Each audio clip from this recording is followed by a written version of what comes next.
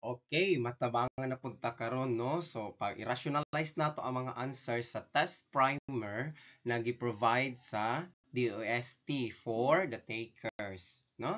So I hope na masabtan ninyo ang ako pagka-explain. Okay, mautod nun siya ang primer na naadiri kadto mga sample questions na para tanay knowledge kung unsa gid ka sayon or ka lisod ang mga sample question padaan na gi-provide sa DOST.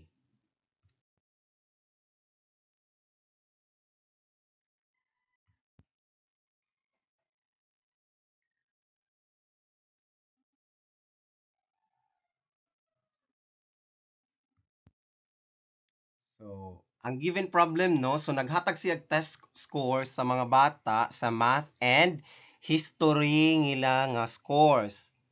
If X represents math test scores, so ang X nato daw kanang sa math scores, ang ato sa history kanang Y, no? So, ato daw pangitaon ang best na mo represent ng relationship between math and history score. So, relationship, so ato siya gamitan og linear, no? So, since it can be observed that each student scores in math and history has a difference of 10, kung tan-aw nato no, tag 10 ra gid ang diferensya no. So makaingon jud ta nga constant ang difference in linear relationship ang naa sa or nag-exist sa duha ka variables. And kay tungod of that constant, pwede nato gamiton ang slope-intercept formula kay naa may constant na difference, no?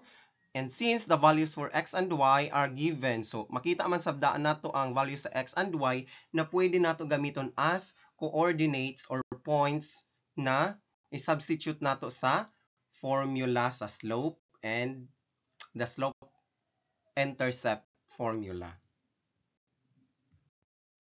Okay, sa gihatag na data no, so pwede nato gamiton ang scores ni Joanne ug Jose sa math ug history nila na scores. So na kang Joanne 100 sa math, 90 sa history, kang Jose 90 sa math, 80 sa history.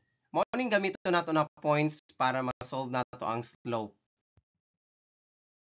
Okay, pwede na nato gamiton ang slope formula, no? So, review lamang ta ang slope is equal to rise over run is equal to y sub 2 minus y sub 1 divided by x sub 2 minus x sub 1. No? So, mauna siya ang formula. So, gikan sa ato given, ato sa labilan si Jose sa iya mga scores, no? Para dili ta ma-confuse kung asa ang ato i-substitute nga values or coordinates. Okay, human natog label sa coordinates. Simply ato lang i-substitute. Y sub 2 is 90, y sub 1 is 80, x sub 2 is 100, x sub 1 is 90. No? So simplify, the slope is 1 unit. No? Okay, since naatay slope na, no? And pwede ta mo gamit ng isa ka point para i-substitute sa slope intercept formula para ma-solve ang B, no?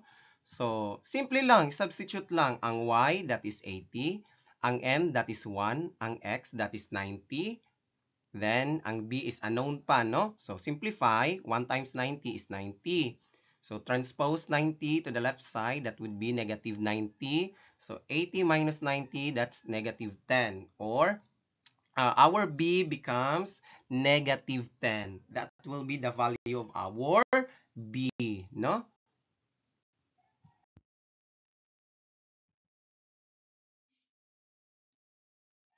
Okay, so naa naman tayo value sa B, sa slope. So, mubalik na punta sa original na slope-intercept formula, no? So, ato lang i-substitute ang sa M, that is 1, and sa our value of B, that is negative 10. Okay?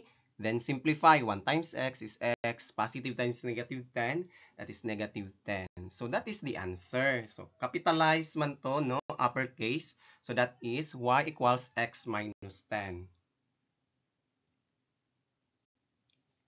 This will be the answer for that problem. Letter B, no?